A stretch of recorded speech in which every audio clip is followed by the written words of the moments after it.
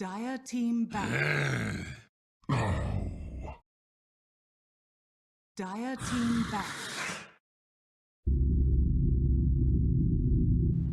Dire team pick.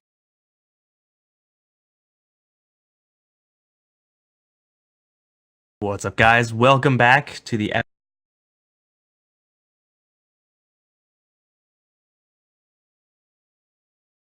10 seconds. Let's hope that extend did something to refresh their minds and hands, because that game 1 was brutal. NP slaughtered them, wasn't even close. Fortunately for them, it's a best of 3. We'll see what happens. I'm Mike Loris, going to be joined by FireDota for this second game, and dude, NP's opening Visage first, pretty good. Yeah, you don't normally want to show your card 2 times in a row. Then that gives the enemy team to counter at different times, and then maybe they also want to get a little bit more practice in trying to play a different style. That last game, we already know how great AUI is, and we also know how great Mojo is on Clockwork, but sometimes those aren't the best heroes when the enemy team kind of switches things up. So this time around, NP gonna be getting the Warlock, solidifying a little bit of their team fight. It's gonna be super strong. And then now Shadow Shaman is a very interesting pick here. It gives you... This hero's been buffed and buffed and buffed. I really do think that... Whoa. Okay. 2 supports in the first go. That's odd. Not exactly the most aggressive either. Like, I think you can probably get away with picking up your first 2 supports if it's a Monkey King, you know, wink wink, nudge nudge, still in the pool, and a CM or something like that. Like, you know, they cover all your bases. And that's not to say that these 2 supports are super imbalanced. So you have nice defensive support in that Dazzle, so if they are going to pick up someone like a Terrorblade, then he'll have ample protection.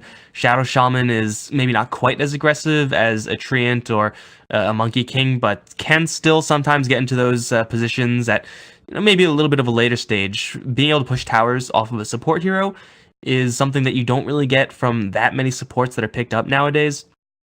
I don't really hate this opening just in a vacuum, but I feel like there are just so many more powerful ways that you can draft your first 2 picks. NP now, knowing that Shadow Shaman is most likely going to be the vast majority of Fire's TC, you're going to be happy picking up an Ember Spirit. Yeah, the thing is, when you show your 2 supports here like this, it's so weird just to have it like this. I could understand if it's Shadow Shaman plus Ricky, Shadow Shaman plus a Roamer, but Shadow Shaman plus Dazzle, it basically shows you don't have the greatest amount of lockdown. Sure, Shadow Shaman has great lockdown, but he also needs to get up to like a Blink Dagger or something, because his mobility early on, he's a very slow hero. He also relies heavily on mana boots because like all of his spells are mana intensive. He doesn't have like I said, the best mobility. Dazzle either.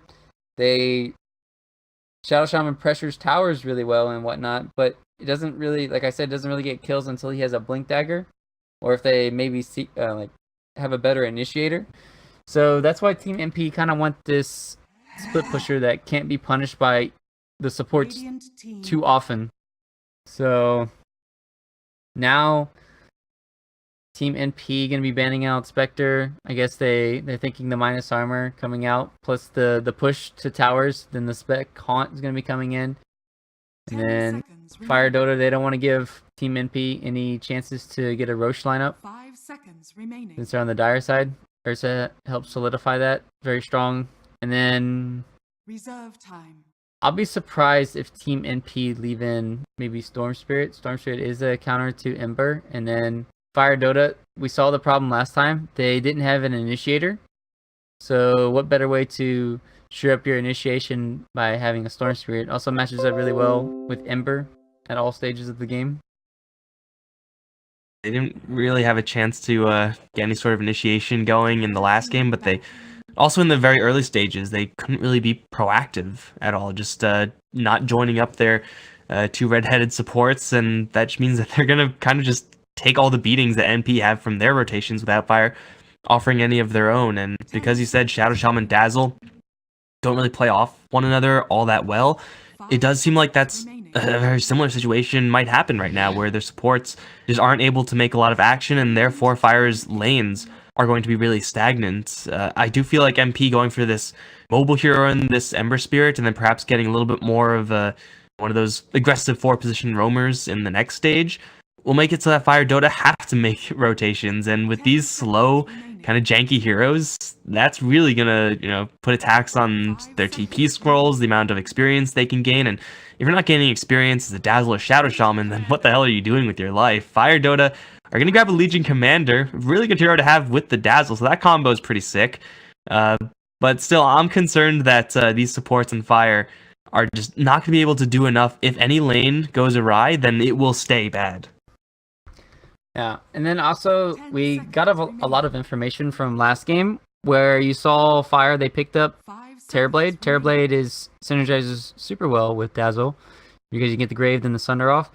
And Team MP, they kind of knew it, that they might be going along that route. So what they did is they kind of picked up a Warlock. Fatal Bonds crushes the illusions, and then you also have Ember who can crush a Terrorblade a lot of time, as long as he gets pretty big on his items and stuff. So they kind of wanted to make sure they shut down that pick a little bit with their heroes. And then they also went back here for Ricky. This is a very big problem for Shadow Shaman. As we talked about, he's very slow, kind of immobile. And then once you put a cloud on top of him, he's not going to go anywhere, especially when Ricky's on top of him. And there's also the cloud for the Legion Commander duel. Now that's going to be scary during team fights, because if you start missing a lot, then Legion Commander's not going to win the duel. Then she's not going to scale well. She also needs the BKB at times. And then as we talked about, Ricky is a really good scouting hero. I think NP, they're going to pick probably Darkseer for Mojo this game. I think Darkseer synergizes really well with Ricky, and then really well with their comp. And I think MSS is really a prolific offlaner, especially with Darkseer, and I think he likes coupling it with Ricky, but we'll have to see. Whereas Fire, what route do they want to go? They probably should pick their mid here. I still think they should go Storm. I think this is still a good Storm Seray game, but they might want to save their last pick for mid. So maybe they want to go a Juggernaut or something. It's kind of safe and standard, and it's kind of like TC, what he likes to play at times.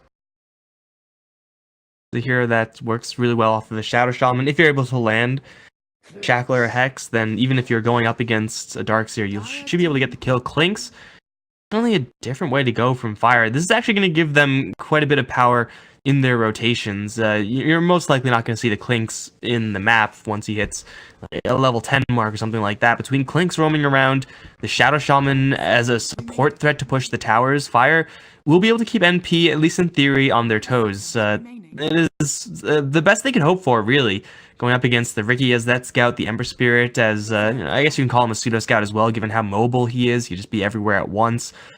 I don't mind this at all from Fire. It is another glass cannon hero, or is a glass cannon hero, so that the Dazzle has another opportunity to help him out a lot. It's really powerful, but it's making this Ricky pick pretty insane. Smokescreen on Clinks and Legion Commander, absolutely backbreaking. As long as NP have some sort of initiation, they should be just fine to deal with this. Yeah, they're thinking probably, do they want to go Axe? Axe is a good counter to Dazzle in the later game for the Grave. Axe is very good against Clinks too, especially when he's just wailing on you, but they're going to go a completely different route. Earthshaker offlane. I recently finished a guide. Go check that out at Pavagna, guys. Easy sellout there. Easiest sellout of my life. I talked about the Earthshaker offlane and how powerful it is. And this is really good. I really love this hero, especially against Legion Commander. Legion Commander, you require to have this duel, and then normally you don't have Legion Commanders go for the BKB anymore, like after a blink or something. So if he uses his duel, then you just fissure, and then you basically wasted half the duel duration, and then you're not doing any damage, and then you're just pumping out a lot. Also, you're gonna get a lot from the offlane if you get off some good fissure blocks. You can set up some good team fights. 10 But seconds remaining. hero does have limitations at times. If you don't get that fast blink dagger, then your initiation, it feels horrible at times, and then you're kind of playing on the back foot. You're losing a lot of towers and momentum, and the Clinks can just sometimes go into the back lines. But the counters to Earthshaker are kind of like that Spectre that's been banned out, Storm, in a sense, where you can get into the back lines always and try to 10 seconds find remaining. the Earthshaker and then silence them up. Another quick thing that I wanted to note is 5 Clinks. seconds He remaining. goes for Orchid sometimes, and then in this game, when there's an Ember Spirit that's rotating around the map farming, normally you want to go for that too. Dire team pick. So there's like 2 ways to build Clinks. Orchid might be the preferred choice first instead of the Desolator that has been the norm. But Team NP, they need a carry hero. What do you think it is? What does That's NP gonna- want to play? Actually, it could be mid. Could be mid. 10 They could pick seconds TA remaining. or something along those lines, and it wouldn't be bad. 5 Both seconds sides, remaining. though, can still be looking for a mid lane hero, and TA definitely is one of those heroes that Reserve. is susceptible to just being, running up against some of the bad matchups. I guess Ember Spirit is, one of those matchups sometimes, and it's on their team, so it's not that big of a deal. I'm not a huge fan of Earthshaker. I'm pretty well on record on that. Just some awkward laning stages, especially up against the Clinks, and you may just fall too far behind. But as long as he's able to play his range game, as long as he's able to keep an Observer Ward up, and mostly just stay away from the Shadow Shaman, then there's not much that a Clinks or Dazzle can really Alright, do to a this is what Shaker as Fire- long as they have vision. Fire needs to pick Jug mid. Jug 10 mid seconds crushes remaining. Ember. Jug goes into the Fusel Blade. Dang it. Hmm. They went a different route. They went for the ugly combination as their last 2. I mean, normally you want to go... So it's kind of like anti... This is actually pretty funny. 2 heroes that benefit from not having their mana drain. It's kind of like Wraith King as well as Medusa. So you could just think of like the mana bros and girls, I guess, trying to survive because you got the shield, and then if you don't have mana on Wraith King, then you can't survive. So the normally the ways you counter them is by going for these diffusals or anti-majors or something, but instead they're kind of content, I guess, with Fire just having another counter to Wraith King being another 10 tanky hero seconds that's remaining. almost impossible to die. It's interesting. 5 seconds remaining. Ember Spirit isn't really, at least nowadays, not really going to put out steady, sustained damage, and that's kind of the damage you want. You don't really want just one huge payload to kill off Medusa, because usually you just won't have enough damage for that with her mana shield up. So Wraith King being melee up against the Medusa may struggle to kill her off as well. Plus you got heals coming out from the Legion and the Dazzle, Brave mixed in there as well. So I'm liking this Medusa pick. If she's able to get off the ground, it is always going to be a little bit of a struggle. But looking at NP, though Shaker in the off lane isn't really like the most hard carry of an off lane hero, let's say, is pretty active in the early stages. Wraith King and Ember to pressure a Medusa super early on doesn't really seem like they can really get it to the degree where this Medusa is going to be a non-factor. So I want to say that JO's farm on the Medusa is going to be, at worst, mediocre, and should be kind of like medium-high. Yeah, Medusa can do fine against Ember mid. Can definitely drain the Ember's mana. You can do fine. Prepare for battle. You shouldn't really die with the Ricky roaming. Maybe if they help her with the Sentry Ward being placed down. Hopefully Jo is able to survive. Need to be a little bit careful though. Once Ember does get level 5, level 6, then Jo can definitely go down pretty easily, especially with their rotation coming in for Vicky. That's going to be the tricky part, whereas Medusa should win out earlier on. But we'll have to see how things go, how rotations happen. Because as we know, Fire, they kind of like having... It feels like not a roaming hero and just trying to run dual lanes. It feels... This is their standard. They're going to be running dual lane top, potentially maybe with the Dazzle and Legion, and then dual lane bottom with maybe a 30 seconds to Rasta battle. plus Kings or something. Dazzle, or just Legion, even with or without the Dazzle, should have a decent time up against a Wraith King in a vacuum, but of course it's not going to be that vacuum. Ricky will be more than happy to wander up there. Of course, Warlock is going to be there. Wraith King's sustain game going to be extremely high. AUI and Pylite die, actually. Setting up for a little bit of extra chip damage on Jo. And the play is, as Medusa, get the Bounty Rune, get into mid lane, no big deal whatsoever, but... he has some backup in the area, but how much damage is he going to take here? There's an Orb of Venom. Medusa hasn't skilled anything just yet. Already down to half HP. My god, that's a lot of damage. Brax is here with maybe a heal. We'll have to spend it. And AUI is going to be on the run now. Another heal goes out from Fluff. They're not going to kill Jo, but man, they mess him up and barely expend anything. This was seen a lot at the majors. A lot. I don't know how many times, but teams got accustomed to it, and they would always camp one of the supports up there in this hill. I'll draw a circle here, over here, and instead of blocking at times, because it was getting so accustomed for the dire side just to rotate in supports and cause havoc where they're just running back. That was a bird. So at least with Brax leveling up this Cresty attack, that means Pylai shouldn't be able. Yeah, he can't really use his Shadow Ward. Else he's just gonna get purged off, but try harder. Mid lane is brutal. They forced Jo back, so instead of going for a block, he didn't get the block at all. Fada had complete control of that, got a free complete wave, and Jo missed the vast majority of his first wave. And now the sentry drops, and it is in favor of NP, so Jo is working blind up against a Riki. I mean, yeah, in a vacuum, Medusa has a pretty good matchup up against an Ember Spirit, but in a situation like this where you're already a wave behind, you have to deal with this 2v1. Fada can just hit the drop of a hat, just turn on the shield, start running at Jo, and Jo will take a truckload of damage, or just have AUI do this, poke at him 24/7. Not much that Medusa can do about this, and this is where the dual lane situation for Fire really starts hurting. Who's going to solve this? Whitebeard may rotate over towards mid, but I think they just want his sentry ward, and if that isn't going to stick, then AUI is going to just be an absolute menace in mid. Oh man, that sucks. Well, they're blind mid again. Yeah, AUI still has the second one, and this is the problem. Like, in this game, Fire are... It's just the same story as last game, where the enemy team, they know where to rotate early on, and they know what to do, and they're just punishing them. So it's just being outclassed right now in its early game stage.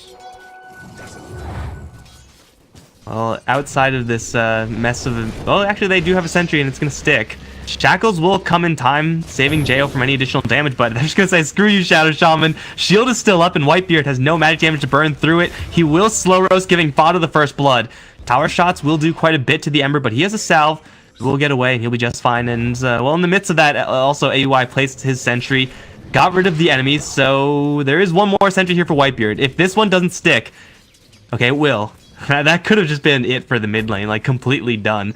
Over in the side lanes, for the Fire side, things are going pretty well. This Legion Commander has a great matchup up against the Wraith King in the early stages. Likewise, in the bottom lane, Clinks is going to thrash Earthshaker. So, it's not all that bad for Fire, all things considered. There's a lot of hope for Fire, at least in the off lane and the safe lane. Wow, Envy getting very low. Gonna have to be first to heal. So at least the two top leaders are kind of like the Legion and the Clinks, so they're kind of getting a lot done in both of their other lanes. Problem is, Ember Spirit, he can easily rotate to turn the tides of this, and whereas Medusa can't rotate at all, and then Clinks doesn't start rotating until he's like level 6, and then maybe 7, and then sometimes he just wants to farm too. So the roaming potential right now for Fluff, or not Fluff, I want to say Fluff, for Fire, is just, it's not there. So this is going to be a little bit scary. MSS is messing with Whitebeard. He only really wanted that bounty rune, but he has boots, and Shadow Shaman, he has Windlace. That's not quite good enough. Luckily for him, there's no man on the Shaker, but oh, another Enchant Totem, smack him in the face. We saw that exact same thing last game, except it was a clockwork, so it actually made sense. Earthshaker's not supposed to get those free early game kills like that. It's because Rasta was forced to rotate middle and spent like 300 gold on sentries, where he could have had boots. He also could have pulled more, and he could have potentially killed Earthshaker bottom lane, but they made sure that they use a lot of resources to help out the Medusa mid instead of just sacking her. So at the end of the day, they did give Jo a bit of a better time, but Rasta is going to suffer, and Rasta is one of those heroes, when you start getting behind in the levels early, you don't have boots. We talked about how slow this hero is already. You're just going to be free food. As we saw last game, Lena was like 0-10 at the end of the game. This is gearing up to be potentially one of those games for Shadow Shaman. He's already 0-2. They're going to pick a fight with the Shaker once again. Enchant Totem lands, and in the trees, this Clinks is a lot weaker because the Strafe is just burning time right now. Another Enchant Totem. Vision will be interrupted. Smoke screen just out of range for Whitebeard, but still a lot of damage being done to the Clinks, and Whitebeard now forced to pick a fight with AUI. Backup is coming in from Fluff. Right-click damage onto the Ricky. Not quite good enough. They are without vision right now. Where's the true sight? There is none. They don't have any blind AoE either, so AUI can just walk out of here. He'll TP out in style, of course. There will be no casualties over in bottom, and Fire make a rotation and gonna get them nothing. And at this point, they really can't afford those TPs. Like, it's not really that expensive nowadays because it's been constantly reduced in cost, but these heroes aren't getting anything. And I mean, you look at Ricky, he doesn't really have like the largest kill death impact, so you know, you may think, oh, you know, he's not doing that much, but it's all funneling into his allies. He's getting his allies ridiculously far ahead, and may have another opportunity over in bottom. Ember Spirit's looking for a support. I don't think he was spotted by the sentry, although he might have been.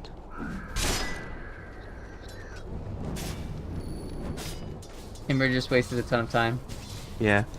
Ton of time. He wasted about a good 1.5 minutes, and that's crucial for Jo to kind of feel protected in the mid lane and just feel safe. So that was a pretty cute play right there from AUI, if you're able to see it in the mid lane. So what he did is he used Blink Strike and didn't right click, and that showed that there was a sentry. The sentry ward was still placed mid because the creeps aggroed to him, and he didn't break. So that was a very cool trick for people to understand. Wow, that completely went over my head. I was gonna say he used Blink Strike, forced the TP out with no intention of going for Medusa kill whatsoever, but checking for invis there, that's some pretty next level stuff. Don't worry, I got everybody. I'm here. Please I'm teach here for us. the next level. Teach us, Senpai, in your ways of detection. Well, detection. Well, they had a ward behind this tower, and then they just saw them smoke there. So I wonder, and they smoked in 2 different directions. Fluff and Stuff went top, and then Whitebeard went bottom. They did get a ward down at least, but both these supports don't even have boots right now on the side of Fire. You do have to, like, Envy getting bullied top lane.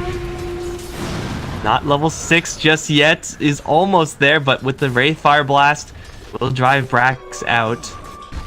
He'll be just fine. He'll take a little bit of a beating, but they're looking at this bottom lane instead. AUI have Dust now, so killing off the Clinks is feasible. But this is going to require TC to really mess up his positioning. Actually, we're not done top lane just yet. Brax went in pretty deep. EE with the heal from Shadow Word. They once again drive this Legion out. Fluff and Stuff can't really do that much to help out. We have no casualties up towards top, but now we have a TP towards bottom. TC hit with the fissure. The shackle onto Ricky is giving that TC gets some space. Dust goes out, and the Clinks is going to take an absolute beating here. He does have the Grave, but he's not doing enough damage. They're going to change their direction into Whitebeard instead. They still end up getting the kill on the Clinks. They're going to get Fluff and Stuff. Whitebeard is not fast enough to escape. He'll run back into the cow. Echo slammed into the dirt. A 3-for-0 for NP. They're all going to get out scot-free. Again, it's farm for Jo, but it just seems like Medusa getting a piddly amount of farm is not worth the 3 deaths. Also, this is a very interesting build for the Earthshaker here. He went for treads, so he's going to be gearing up for a right-click build on Earthshaker. He'll probably go Blink into Shadowblade or something along those lines. It's going to be very interesting to watch Mojo's progression. So they're going to have basically effectively a tri-core, feels like, scaling into this late game. I mean, they might not even need to go to late game the way that it's snowballing. 0 and 5 already in 9 minutes. Checking out the support's life again. Don't worry, Whitebeard almost got his boots. Got that progress update. Fluff and Stuff still needing about 200 gold. We should get there eventually. 250. Meanwhile, in Pylai Dailand, he's had boots for quite a while. Must be nice. This is a, you know, kind of pathetic net worth on these supports, but I mean, such is life when you decide to run dual lanes, and again, you can't really get that much action as these Fire supports. They're doing their best defensively just to show up and make the enemies scared, but now Fluff and Stuff deciding to farm towards bottom, has a grave for himself, so he'll buy himself a couple of seconds, but no one's coming to help, so just his creation, right? I think that's the technical term. He's still going to go down, giving FOD a little more acceleration there. That's kind of like a free kill that you shouldn't be giving over. You already know that the enemy team's been pressuring this bottom lane a lot, and You either have to send 3 or 4 heroes bottom, or you just don't even bother. But at the same time, it's like, where do I go as a Dazzle this game to even do anything? TC's top. They're going on Wraith King. He's gonna level it up now. Double TPs. The slow from the reincarnation, Whitebeard is gonna get left behind. That reincarnation cooldown is long, but is it worth it? I'm not really sure about that. That's exactly what Wraith King's ultimate is supposed to be for, just to try to bait you in, and that's slow. Absolutely crippling for a hero that, hey, at least has boots now, and the wind lay, so Shadow Shaman next time might be able to get out of there. But still, big fat goose egg for the Fire side. Maybe this Clinks, now that he's level 8, can get some action, but it does seem like the only hero that he could actually hunt down and realistically kill is the Warlock.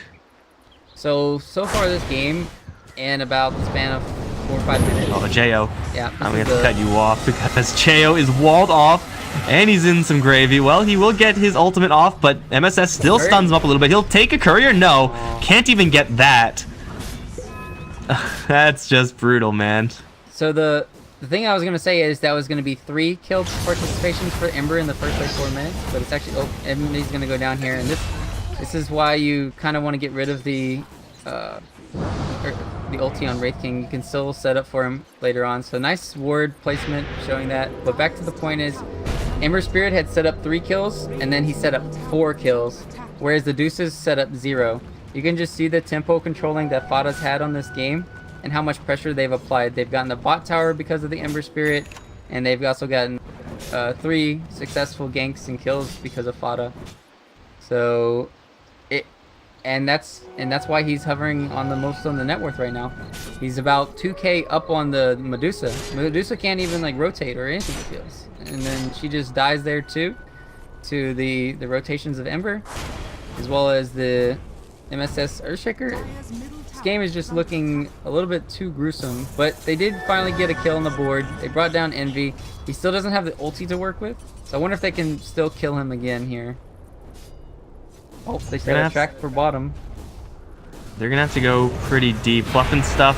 Dumped by AUY. Quickly realizes, hey, there's a Clinks here, so yeah, that was kind of bold from AUY to go for that in the first place. Gonna give a free one over to the Fire side. Not really, a primo kill here for Fire. But at this point, beggars can't be choosers. Clinks especially needs that extra acceleration. He is working with the most in the way of assets right now. Jo, though, walled off. Double damage rune is there from Fada. They are going to drop the Serpent Wards, grab him in with the Shackles, but the Chaotic Offering is going to break all of that up. Let Fada chop down Whitebeard. Now chasing after Fluff and Stuff. Jo will escape down river, but there is a Ricky behind him. Fluff and Stuff still roasting to the Ember. Will be taken down. Can they kill off Jo? Actually, it was the Ricky chasing him. Never mind, so not going to do much there. MSS is in the area as well, but that Serpent Wards being consumed now by Pile Die.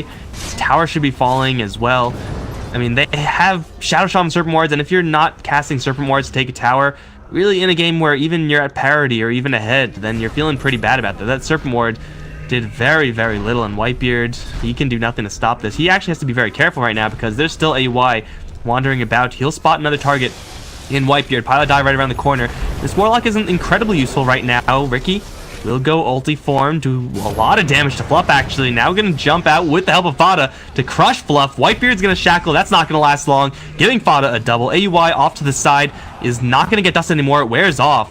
And this Clinks just can't find a target to lock down long enough to kill off. They will eventually find Pilot Die as Brax comes in from the north with a dual win no less. So Brax finally joining the game, but still the tower and the damage has been done. NP get a lot more kills. Yep, taking a tower too. There's just too much map control being conceded, and then Fire, they're trying to eke out as much farm as they can around the map, but to no avail. At least with, like you said, the kill there on Legion Commander, he's able to get up to his Blink Dagger now. Also has the bonus 10 damage, so they'll have that to work with, but the inherent problems that we discussed during the draft is going to be there. They have a lot of ways to counter-initiate the Legion duel. They have Warlock ulti, they have Cloud, they have Earthshaker, Stun. I mean, you don't even actually want to play Legion Commander in this game. You don't even want to duel. If you duel somebody, you're basically forfeiting your own life every single time. So it's a very rough game to be playing Legion Commander. A little bit too late for a dash repick right now, so he's gonna have to try to make it work, and that means that he has to kind of roll with someone else who usually doesn't want to go with the Legion Commander. Clinks can help and probably is the best one to help out a Legion, but when you're a Legion looking for dual wins, you want to take, you know, ideally no one, but if you have to take someone, just a random support here, just add a little more damage into those duels. You don't want to try to mass up cores. It's just too much of an investment for not a sure thing. Jayo's going to get jumped up towards top lane now with MSS and PilotDot off to the side. The fissure is perfect! Oh my lord, from the Shaker. That'll chop down Whitebeard, and Jayo is going to lose all his mana in a hurry. He will lose his life as well. MSS has been absolutely amazing today. A shining star with a bunch of weeds. Amongst a bunch of weeds. Maybe he's the real boss. The real captain. MSS, the that would be the true type. anime storyline right there. He's gonna find himself fluffing stuff. Blink Fissure, Enchant Totem was already used. Echo into the ground. Got him. Oh jeez, he's super dead. Whitebeard also not looking too hot. He's gonna get hit with the Chaotic Offering. Oh my god, that crit from Envy. They do drop the Serpent Wards. PilotDot, is he trapped? Looks like he is trapped, albeit barely. Still a kill's a kill, but they're gonna jump him now with Fada and MSS suddenly surrounding Legion Commander. Take her down. Jayo's arrived, but this is a Medusa with no relevant damage items. He's shooting, but he's not doing any damage. They'll lose TC. Fada's gonna teleport right in the face of Jayo. Can Jayo at least kill the Golem? He will. So it's a little bit of cash for the Medusa, but again, for Fire, they lose so much and only get a support Warlock kill. And in the meantime, AUI, he's farming bottom, much like last game. AUI is just farming bottom lane. That is pretty funny. Where were you, AUI time? No, but this is... You can just see this ward kind of coming down. NP, when they play Dota, they always make sure they ward as at the point of where they are fighting, and this extra ward gave them complete vision during this team fight to where they're able to scout out where the enemy is going to be going, where they're retreating and whatnot. So that just sets up their team fights always with this information. Whereas Fire, sure, they were fighting by a tier 1 tower, but they still weren't able to kill off the cores. They only got a Warlock, and it's just the same story every single time. Well, at least they did get a kill on AUI there. But it's the same story. They're only getting these kills on supports right now. They really need to kill these cores. Fada's almost at 8. He is at 8.5k net worth. Creeping up on the 9k. He's gonna have his Radiance, I feel, at any time, and they just can't stop his split push. They don't have a mobility item on Shadow Shaman. He's not even getting one next. Speaking of Shadow Shaman, well, he's gonna get Hex out, save himself from a stun.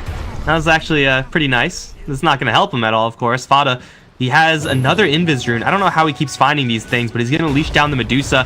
She does have a TP out. That's really her only chance, but it does seem like she's pretty screwed. Hard to TP out when you have no mana, that's for sure. Help from Jayo is so far away. In fact, it's getting killed off by Eternal Envy, who showed up in the back to slay Fluff and stuff. He's going to charge in towards Brax, absolutely fearless. He has no mana for Reincarnation. He doesn't give a damn, as Brax will be chopped down by EE. Can't escape the haste Wraith King. It's a triple for Eternal Envy. And for NP, they barely break a sweat there, as Fire just get massacred for the upteenth time.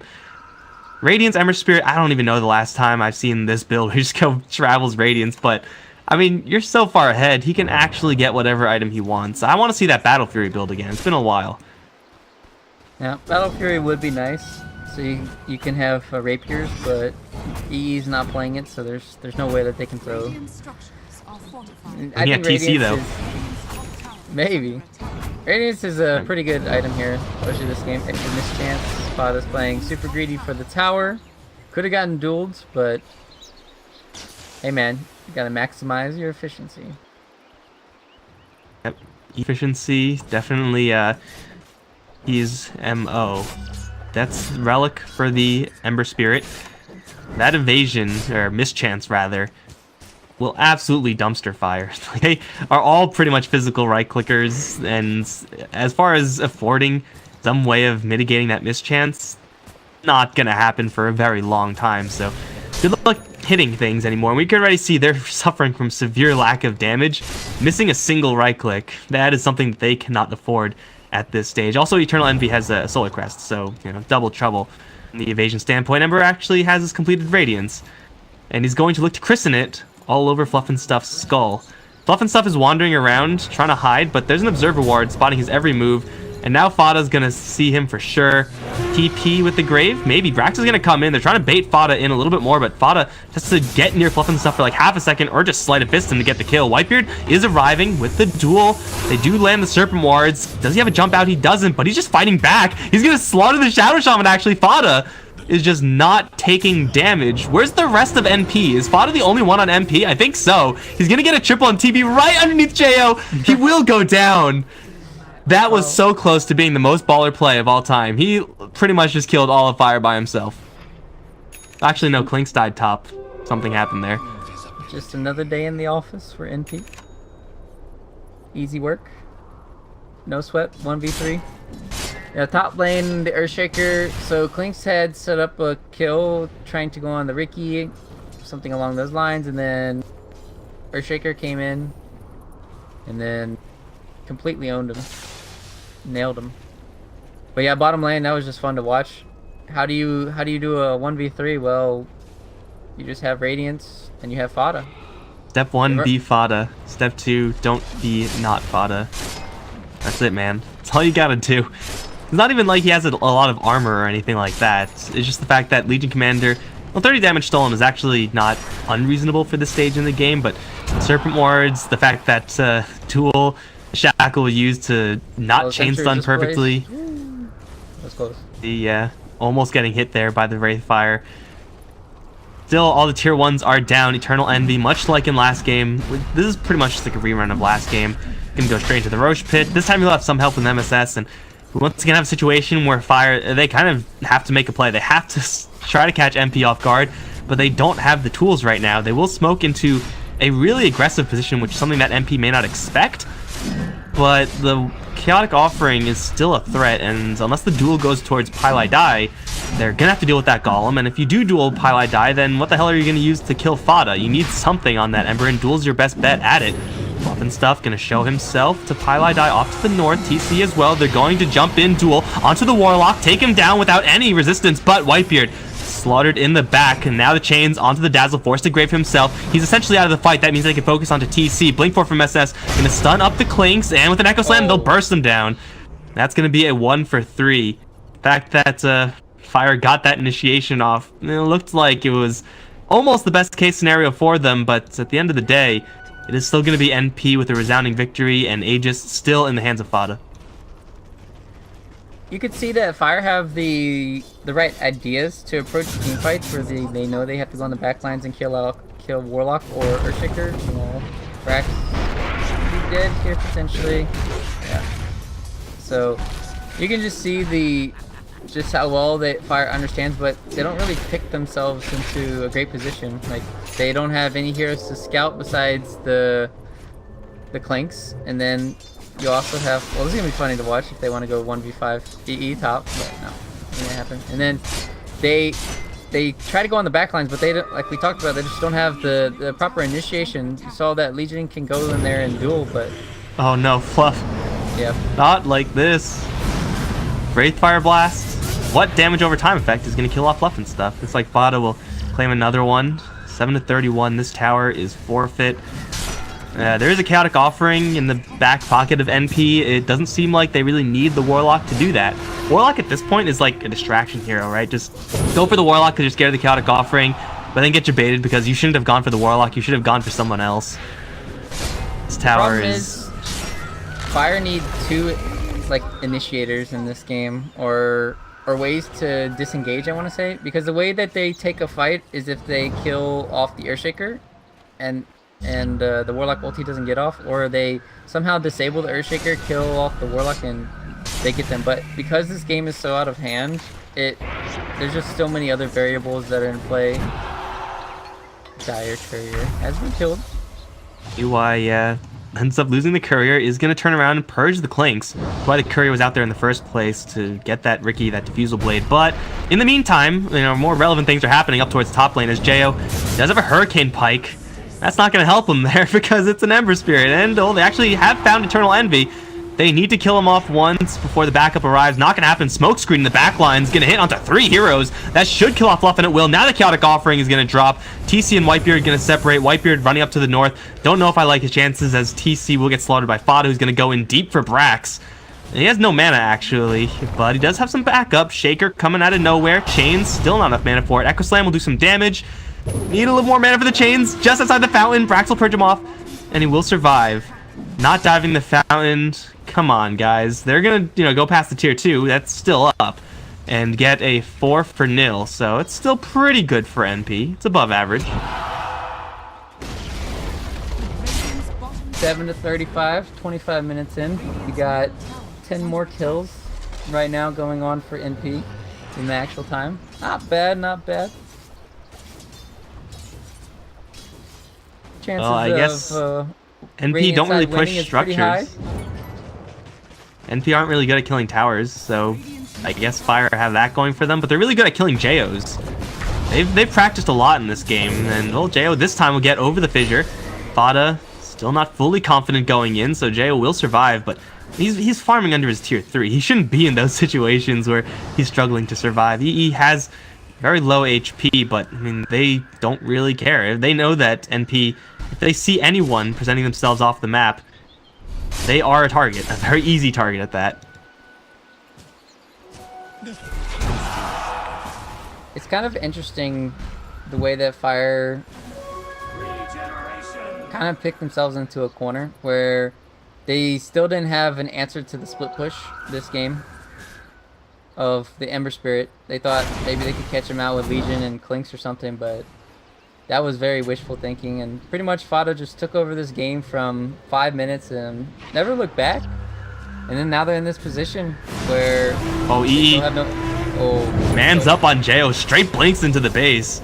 Just give him a Wraithfire Blast, and also it would be Whitebeard who's somehow in the front.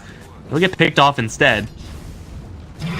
And if you're presenting yourself on the map, you're a target. TC has the right idea.